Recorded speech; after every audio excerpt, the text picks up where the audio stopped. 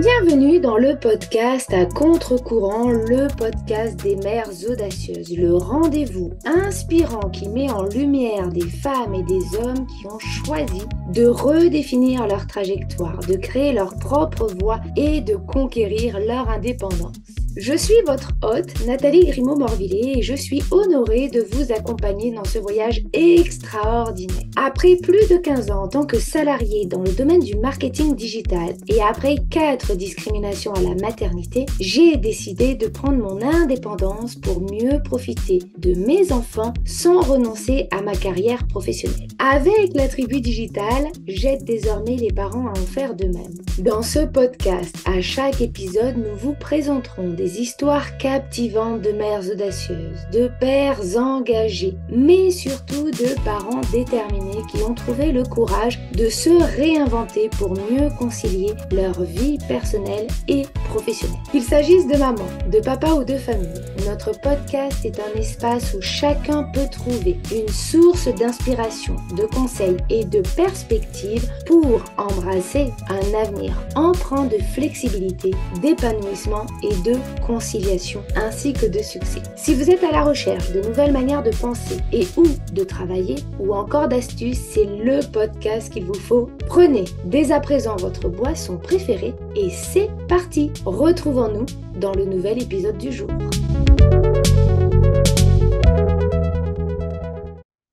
Bienvenue dans ce nouvel épisode de podcast Mom Tips. Mom Tips, ce sont des petits épisodes plutôt rapides pendant lesquels je vous partage mes astuces, mes conseils, mes prises de conscience en tant que mompreneur pour vous permettre d'atteindre vos objectifs et surtout de déconstruire des croyances portées par la société, nos proches, parfois même par nous-mêmes et qui impactent négativement notre quotidien.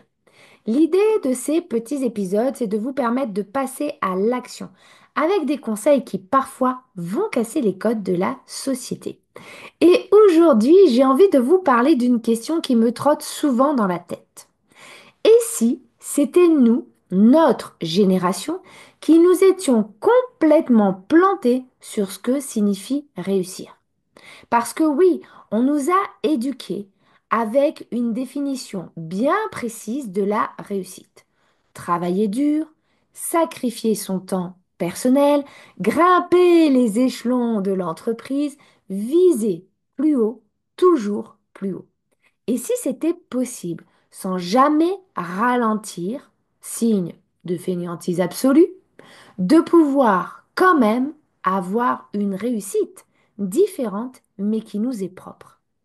Parce que quand je regarde autour de moi et surtout quand j'écoute les conversations des plus jeunes, je réalise qu'ils sont en train de redéfinir tout ça, qu'ils sont en train de redéfinir la réussite. Et oui, car la vie, la vraie, ce n'est pas que de la réussite financière.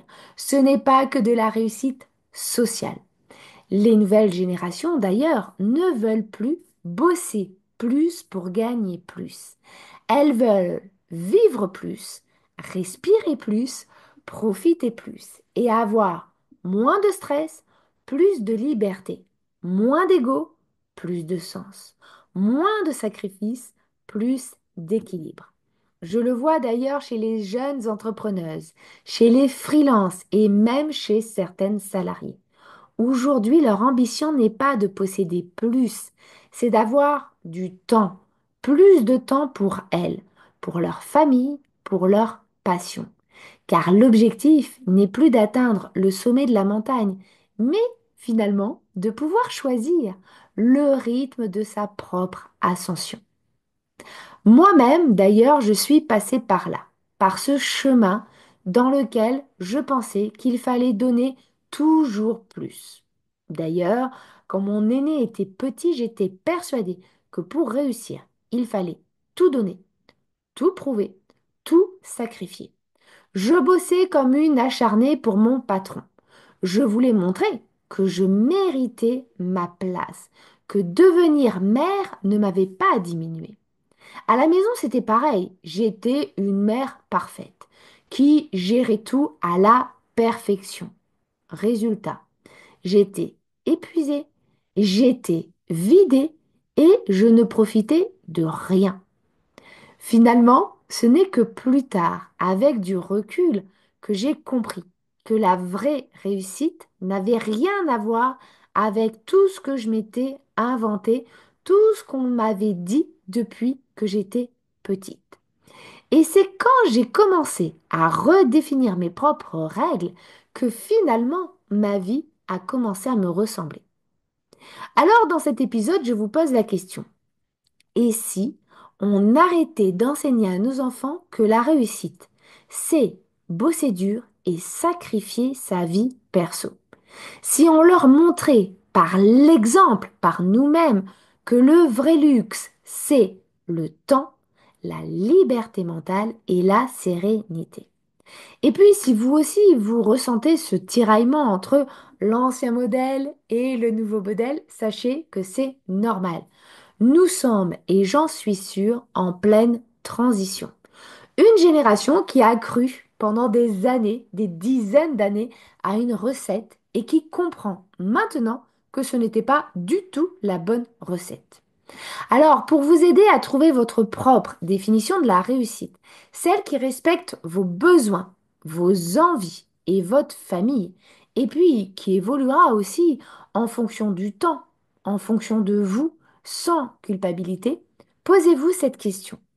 Et si je n'avais absolument aucune contrainte?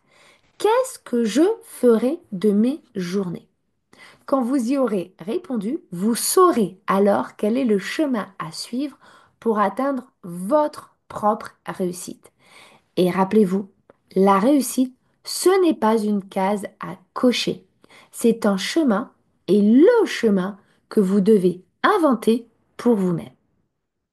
Alors, sur la fin de cet épisode, pensez à cette phrase, à cette question, réfléchissez-y et puis si vous avez un début de réponse, n'hésitez pas à nous les mettre en commentaire. En attendant notre prochain épisode, j'espère que cet épisode vous a plu. N'hésitez pas d'ailleurs à le liker, le commenter ou tout simplement à le partager à une amie, une collègue ou une maman qui pourrait en avoir besoin. Qui sait, vous pourriez être à l'origine d'un changement radical. Et dans tous les cas, en attendant notre prochain épisode, je vous souhaite à toutes et à tous une très belle journée, après-midi ou soirée. Et surtout, prenez soin de vous.